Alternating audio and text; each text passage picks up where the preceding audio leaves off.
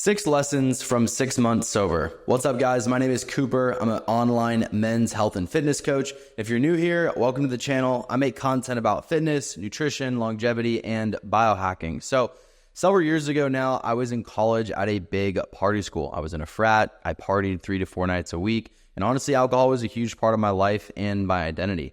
But 6 months ago, I decided to give up alcohol for 1 year as a challenge for personal growth and just experimentation. This is a short video to give you an update on the challenge, along with 6 lessons that I've learned so far. By the way, these are not all to bash alcohol or to preach that being alcohol-free is the best way to be. I'm not saying that you should never drink alcohol ever again. Some of these things are in favor of sobriety, and some are actually giving credit to the benefits of having some drinks every once in a while. And by the way, number 6 is such a game changer. I honestly cannot believe it took me this long to figure this out. So stick around to the end so you can learn it too. Lesson number 1. Alcohol doesn't make your night fun. Your night makes your night fun. So 90% of my enjoyment from an activity that I do, it comes from the people that I'm with, the place, the music, the vibe, etc. Like, it's not the booze. I used to think that booze was like 50% of it. Like, if I was drunk, there was a super high chance of me having fun. But that's not the case. Rather, I asked myself, like, did you meet any cool new people? Were you in a cool new place? Did you have engaging conversations? Did you dance to the music? Did you talk to any cute girls? Like, all of these things are actually what makes your night fun. And look, you could be rocking the best buzz in the world from the alcohol, but if you didn't do any of these things, then you're not going to think the night was fun or successful. At least I don't. On the contrary, you could be completely sober, but you could check all these boxes and go home feeling amazing about the night and marking it as a massive win. Lesson number 2, alcohol doesn't make me better at talking to girls. So look, behind every straight man's motivation to drink alcohol is wanting confidence to talk to girls. Whether it's a lot of your motivation or just a little bit, it's there. I mean, unless you're, in the mountains, on a camping trip with the boys, that's obviously a true boys' night. But other than that, you want to chase some tail. Let's call it what it is. While breaking the ice and having the confidence to just approach a girl in public or at a bar, it can be easier when you're drunk. But actually, talking to girls, connecting, vibing, gaming, I don't think it's necessarily easier to do while drinking. Sometimes I actually find it a lot easier to do when I'm sober. I'm more clear-headed. I can just think better. I'm quicker on my feet, more intelligent feeling. And, I think it's a skill. It's a confidence thing, an overall communication skill that, look, if you lack it, that's going to show up regardless of whether or not you're drinking. I can't tell you how many guys I see at bars standing around drinking, still don't have the confidence to talk to girls. And I've been there many times myself.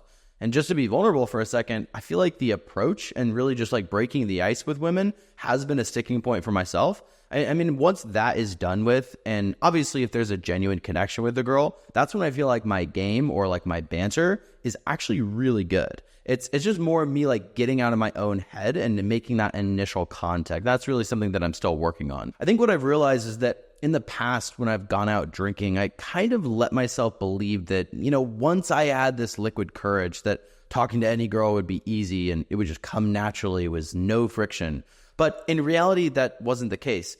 Even though I might have had a buzz or been drunk or feeling good, been in a good mood, it didn't mean that everything was just going to be easy peasy. I still had to put in the work of overcoming that inner bitch in my head. And that's what was actually preventing me from just walking up to anyone without overthinking it. Lesson number 3, sobriety has made me very serious. When I'm consistent with my routine, I'm super healthy, I'm not drinking, I'm clear-headed, and oh my God, being alcohol-free for this long has just made my mental clarity go through the roof. But I'm just very serious. And oftentimes that's a good thing. I mean, being focused on my goals and, me being a business owner, I often have a lot of things going on. I got to handle stress. I got to juggle multiple projects at once. I have clients that I got to keep happy, and I have to manage employees. All that stuff is pretty serious. And it's honestly great to be very serious for all of those things. It's actually necessary. So in this way, it's a benefit. But when I do want to relax, when I do want to joke around or be silly, when I'm taking time off, going out with friends, it's not the best to just be super serious. So it's been an interesting transition because I oftentimes will still go out to a bar. I'll still go to a restaurant with friends or go to an event, whatever the case may be. But now I just don't drink any alcohol at all. And it's sometimes difficult to switch from super serious, business-focused Cooper into social and fun Cooper. I don't have alcohol as a tool to ease me into that, altered state of mind that's fun and goofy. It's pretty easy to be social and silly and lighthearted when you've had some drinks, but I've found it much more difficult to make that transition when I'm sober. And the other takeaway on this point is just how important it is to be in touch with that silly and lighthearted side of myself, right? I mean, life isn't all about business and being dead serious all the time. It's fun to joke around. It's fun to laugh and be silly. And I'm just realizing that no matter my relationship with alcohol, I don't want to lose that side of me. My sense of humor actually has always been a huge piece of my identity and of me just living my truth. Growing up and for the longest time, I was always the funny guy. Most of my friends, a lot of people who knew me would say that I was hilarious. They would say that I was the funniest guy around. So, people even literally told me that I should do stand-up comedy. And as I've gotten older and I've dove into business and self-development and now experimenting with sobriety, I feel like I've lost touch with that side of me just a little bit. And in a way that's sad, and I don't like that. But there's been a lot of things in my journey that have led me to really leaning into the more serious side of myself. And I think just gaining awareness around that has been a huge lesson for me. Lesson number 4, without alcohol in my life, I rarely feel excited. Now, before you take that statement and run with it and think, oh my God, Cooper's depressed, he's down, it's so sad, he hates his life without alcohol. Stop and realize that excitement is simply an emotion. And when I think about it, it's probably one of my favorites. But it's only one emotion out of many. I mean, there's several positive emotions. I still love my life. I still have fun. I still feel happiness, pride, fulfillment, etc. I just realized that the emotion of excitement is something that I feel less often. Alcohol can trigger, relaxation and neurotransmitters in our brain, which help us feel more excited, but it's also combining alcohol with other exciting things like parties, music, dancing, concerts, show, games, all of that, right? Which makes us feel excited too. It's not something I'm really upset about because I'm in a huge period of growth and building and self-development. And I'm okay with postponing some excitement in my life if it means that I'm growing a lot in, these other areas. But I will double down on the fact that excitement is fun and it's a very enjoyable emotion for me. So having less of it in my life in the short term is somewhat of a downside.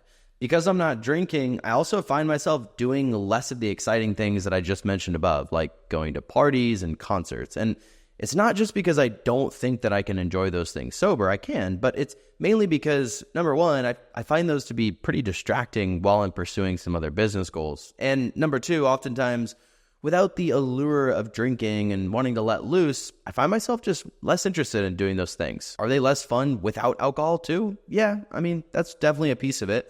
But I wouldn't say that's the main driver. Lesson number 5, your ability to tolerate the negatives of alcohol is based on your mindset. I mean, think about it. What's the difference between 21-year-old Cooper being hungover and feeling like shit on a Sunday when I have no responsibilities and very few immediate goals versus 26-year-old Cooper being hungover on a Sunday, feeling brain dead, anxious, and unable to get anything done when I have the goal of wanting to become a millionaire before I turn 30?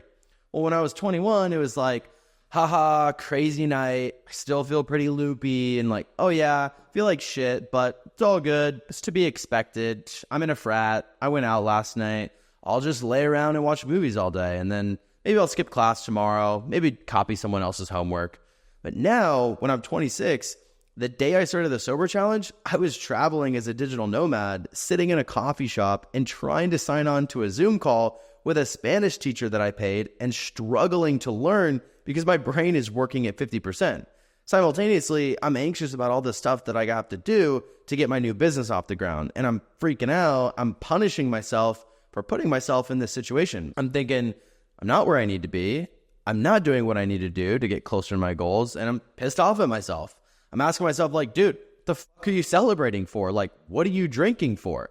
You haven't reached your goal. This is the time to buckle down and get serious, not the time for popping bottles at the club. Lesson number 6. There are actually some really solid alcohol alternatives out there. The main reason that most people drink is to take the edge off, as they say. What I have found is there's actually a number of different herbs, adaptogens, and supplements that you can take that also do a pretty good job of taking the edge off. I'm still super new in exploring these different compounds because, look, the more that I look into it, the more I realized there's actually so many different things that you could use to get that relaxed, feel-good effect without the harmful effects of alcohol and without the hangover. The one I've used the most is called kava. This is a root that's turned into a powder. You can actually mix it with water. You can just drink it straight if you want to, or you can make a cocktail out of it. I've also been experimenting recently with a combo of kava, taurine, and an herb called catawba. So far, I like how I feel quite a bit from that combination, but it's very hit or miss. In addition to that, I've also used an herbal drink that's growing in popularity right now called Feel Free. It's a kava mixed with kratom little drink. Comes in like a little shot glass. It's quite effective at removing that social anxiety, giving you a nice relaxed feeling, and also giving yourself a bit of a mental clarity boost that can make you feel like more social and chatty. And I've found that while sometimes I'm a bit disappointed with these alternatives and I still kind of feel like alcohol does a much better job, I found myself on other occasions feeling like it was like the perfect happy medium where I was still basically sober, but I felt more open and relaxed, which made the evening a bit more enjoyable than if I hadn't used any one of these alternatives at all. So those are my 6 lessons from the 6 months of alcohol. Thank you so much for watching the video today. I appreciate it. If you had any valuable insights or takeaways from the video today, please make sure to drop a like, join the conversation down below with a comment, and subscribe to your boy to see more videos and optimize your health. Thank you so much for watching. I will see you on the next one. Peace out.